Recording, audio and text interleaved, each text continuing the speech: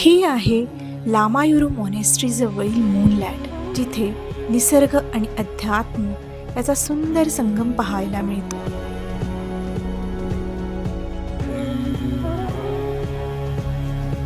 निळ्या रंगाची खरंच नदी असते. कुठे दिसली? लद्दाखमध्ये.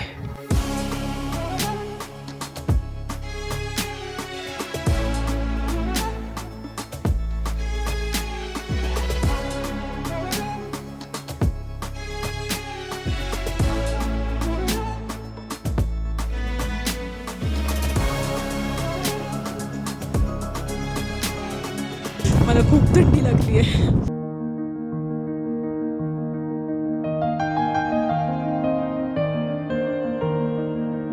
गुड मॉर्निंग, मी तृप्ती आणि आज आहे लद्दाखमधला दिवस दुसरा.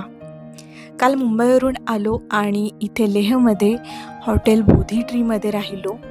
तर आज दुसऱ्या दिवशी आम्ही जाणार आहे लामायुरूमधील मूनलँड बघण्यासाठी आणि रस्त्यात संगम पॉईंट लागणार आहे, जिथे सिंधू आणि झांस्कार ह्या 2 नद्यांचा संगम होतो.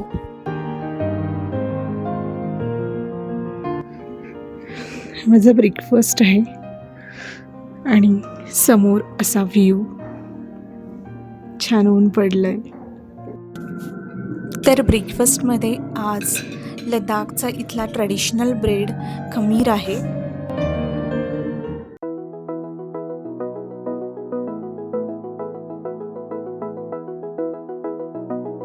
आता ब्रेकफास्ट वगैरे झाला आहे आणि आता आम्ही लामायुरूला जाण्यासाठी निघालो आहे. तर हा जो रस्ता आहे लामायुरूला जाण्यासाठी, हा आहे श्रीनगर लेह हायवे.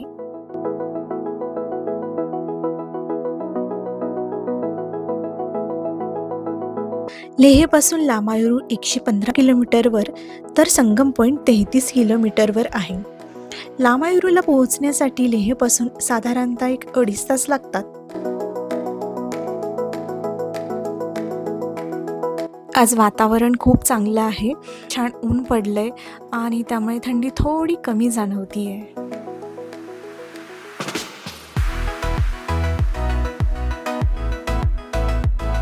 आणि हा रस्ताही खूप चांगला आहे, श्रीनगर लेह हायवे.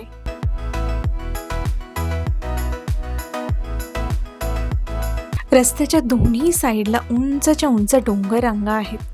काही डोंगरांच्या टोकावरचा बर्फ वितळला आहे, तर काही डोंगरांवर अजून तो छान असा दिसत आहे.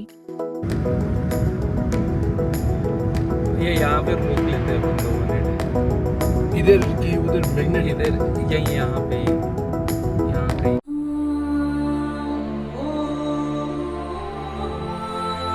मॅग्नेटिक हिलच्या अलीकडे आम्हाला खूप सुंदर स्पॉट दिसला, म्हणून गाडी बाजूला घेऊन थांबलो होतो. आणि त्या मोमेंटलाच रस्त्यावरनं एक कळप पार झाला आणि तो कळप कसला हे बघितलं तर कळप होता लद्दाखी उरियलचा, ज्याला स्थानिक भाषेत शापो पण म्हटलं जातं. लद्दाखी उरियल ही मेंढ्यांची एक प्रजाती आहे आणि अलीकडच्या काळात खूप दुर्मिळ होत चालली आहे, म्हणून त्याला वल्नरेबल आणि एंडेंजर्ड या कॅटेगरीमध्ये पण आज ठेवलं गेलं आहे. आणि खूप दुर्मिळ असल्यामुळे आजकाल त्याचं दर्शन होत नाही किंवा ती बघायला मिळत नाही. सो लद्दाखच्या ट्रिपची सुरुवात आणि वाईल्ड लाईफसाठी नावाजलेल्या लद्दाखमध्ये पहिल्यांदा आम्हाला लद्दाखी उरियल पण दिसली.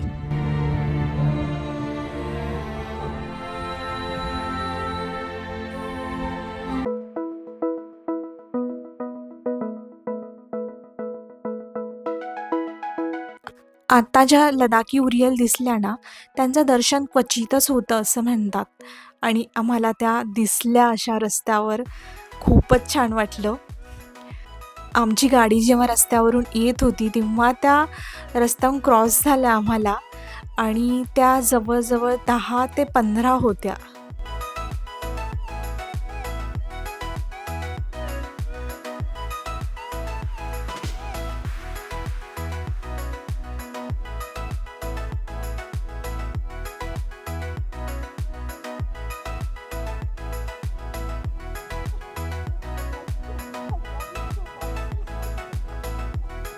संगम पॉईंट आला आहे आता.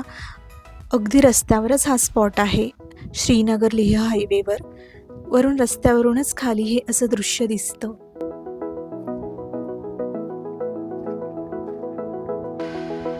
Second day in Ladakh.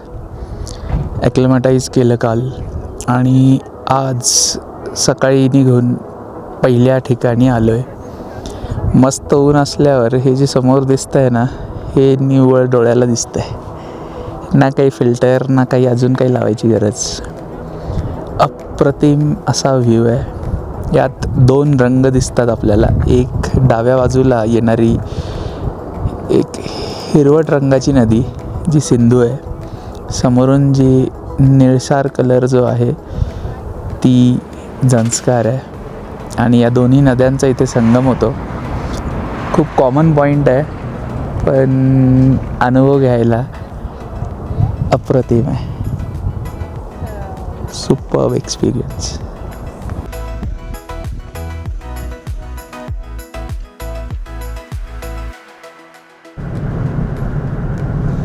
संगम पॉईंटला खालच्या बाजूचा एक रस्ता जातो, झंस्कार रोड बोलतात त्याला. त्याने संगम पॉईंटचा एक चांगला व्ह्यू मिळतो. त्या ठिकाणी जातो आहे.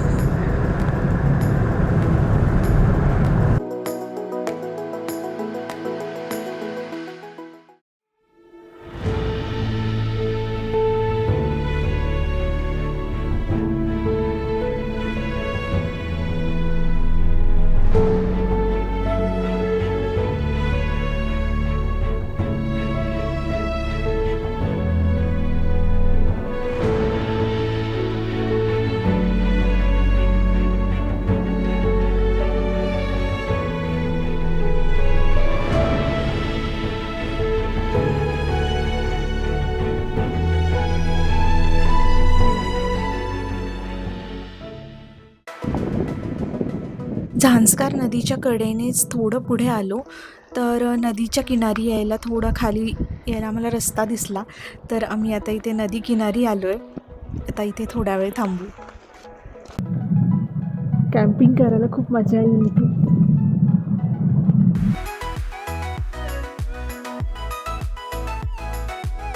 शाळेत असताना चित्र काढायचो आणि चित्र काढताना त्यामध्ये रंग भरायच्या वेळेस नदीला रंग निळा द्यायचा. का तर नदी ही निळ्या रंगाची असते. निळ्या रंगाची नदी आज दिसली, हे ट्रॅजेडी आहे, पण असते रे.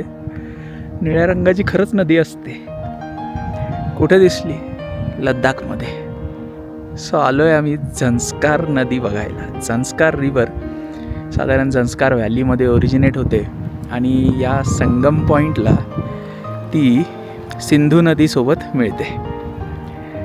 नित्तळ पाणी आहे. वर्ष असं अनुभवलं नाही आहे ना, त्यामुळं असं काय बोलावं आणि काय करावं सुचत पण नाही आहे. बेस्ट आहे. फक्त आता एकच इच्छा आहे, टेंट लावून इथे कॅम्पिंग करता यावं.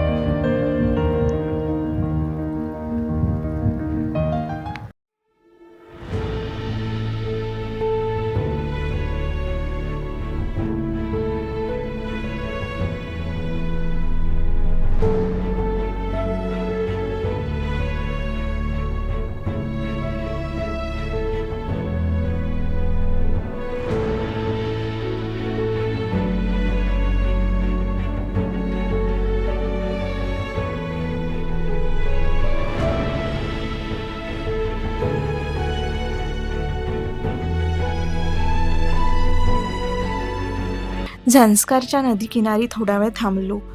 थोडा फेरफटका मारला. अशी नितळ स्वच्छ पाणी असलेली नदी आपल्याकडे बघायलाच मिळत नाही. त्यामुळे असं इतकं स्वच्छ नदीचं पाणी जवळून पाहून खूपच अप्रूप वाटत होतं.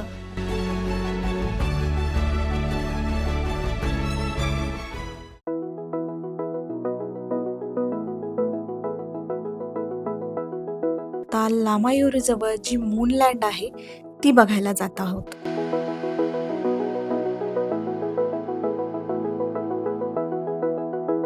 आता रस्ता जास्त वळणावळणाचा झालाय आणि या रस्त्याला असं मध्ये जास्त काही कॅफे किंवा काही हॉटेल्स असे नाहीत आणि एखादं क्वचित दिसलं तर तेही बंद आहे. कदाचित इथला अजून असा फुल सीझन सुरू झाला नाही त्यामुळे ते बंद असतील.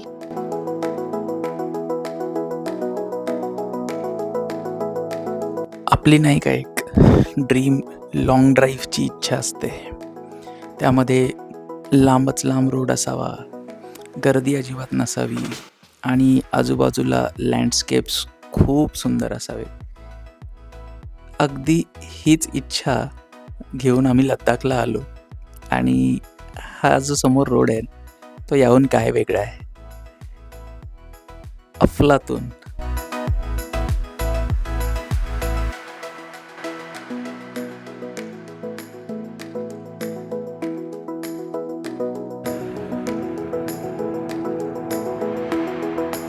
आत्ता आपण थोड्या वेळापूर्वी 2 नद्यांचा संगम बघितला, झांस्कार आणि सिंधू. तर त्या 2 नद्यांचा संगम होऊन पुढे हीच नदी सिंधू नदी वाहत येते. तीच ही नदी आहे. इथे रस्त्याच्या कडेने वाहत जात आहे.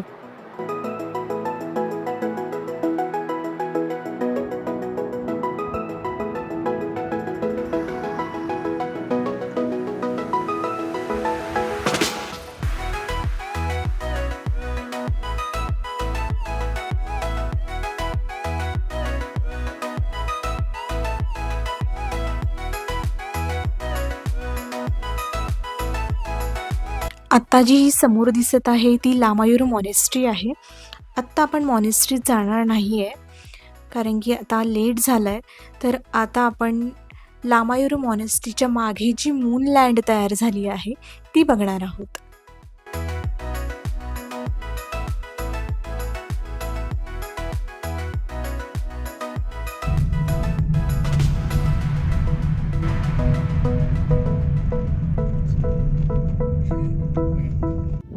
तर ही आहे लामायूरमधील मूनलँड, म्हणजेच चंद्रावर जशी जमीन असेल ना तशी जमीन. तुम्ही बघू शकता ह्या मधल्या भागाचा कलरही इतर डोंगरांपेक्षा किती वेगळा आहे. इथे मधल्या भागात या अशा छोट्या छोट्या टेकड्या बनल्या आहेत. एक वेगळाच पॅटर्न इथे दिसत आहे. तर ही इथे अशी जमीन का बनली याच्या मागे अशी एक कथा सांगितली जाते की इथे जवळच एक लामायूर मॉनेस्ट्री आहे आणि इथले महासिद्ध नरोपा यांच्या तपश्चर्येमुळे या तलावातले पाणी आटले आणि इथे तयार झाले चंद्रासारखे अद्भुत असे मूनलँड. द मूनलँड ऑफ इंडिया, लामायूरू या ठिकाणी आम्ही आत्ता आलो आहे आणि मस्त नजारा आहे. भारी दिसतं एकदम. पण कडाक्याची थंडी वाजती आहे. भयंकर थंड वारं आहे. 3 डिग्री टेम्परेचर आहे आणि टेम्परेचर एवढं कमी असण्याचं कारण या मागच्या समोर असलेले हे डोंगर आहे त्यावर पूर्ण बर्फ जमला आहे आणि त्यावरनं वारं वाहत तिकडे येतं आहे. भयंकर थंडी वाजती आहे.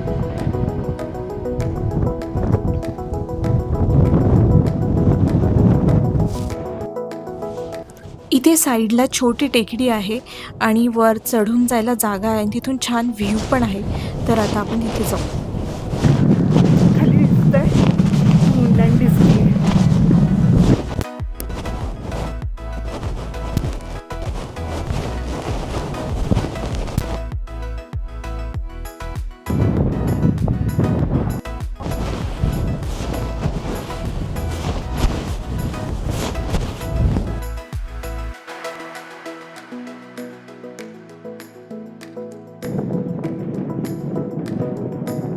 ही लामायूर मॉनेस्ट्रीची पाठीमागची बाजू आहे जी इथून मूनलँड जवळून दिसते.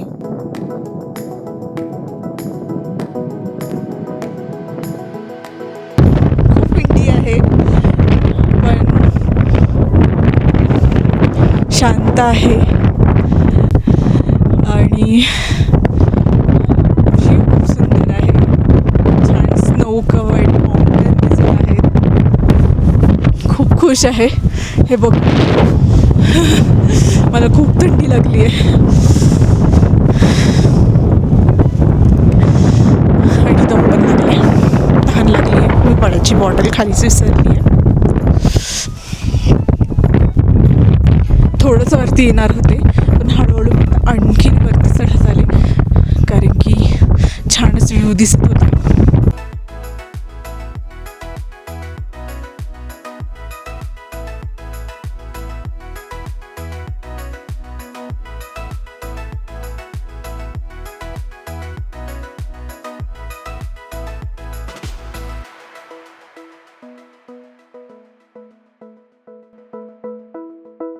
आता मूनलँड जवळून निघालो आहे आणि रस्त्यावरून ही लामायुरू मॉनेस्ट्री दिसते, तर इथे थांबलो आहे. भरपूर मोठी मॉनेस्ट्री आहे ही.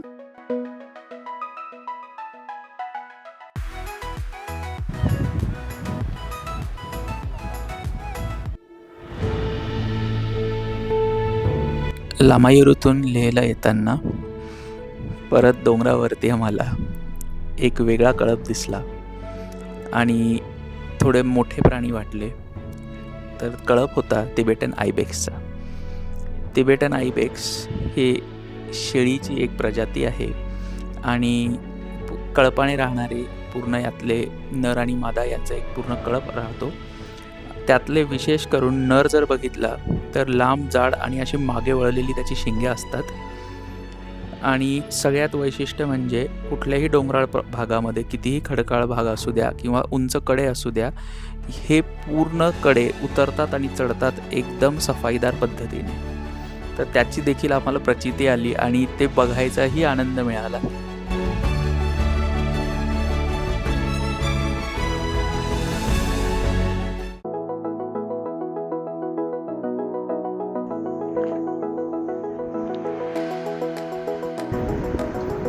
रस्त्यात आम्हाला भरपूर ॲप्रिकॉटची झाडं लागली आणि आत्ता ॲप्रिकॉट ब्लॉसमचा सीझन चालू आहे, तर इतकी फुलांचा बहर आला आहे त्यांच्यावर. अशी छान सफेद आणि गुलाबी रंगाची फुलं आहेत. आम्हाला आता इथे रस्त्यात दिसली आहेत ती. इतकं छान वाटत आहे ते बघून. ॲप्रिकॉट ब्लॉसम म्हणजे जर्दाळूच्या फुलांचा बहर, जो इथे लडाखमध्ये एप्रिल-मेमध्ये बघायला मिळतो. दुसऱ्या दिवसाचा व्लॉग मी इथेच संपवते. उद्या आम्ही जाणार आहे हानलेला, तर नेक्स्ट व्लॉग नक्की बघा.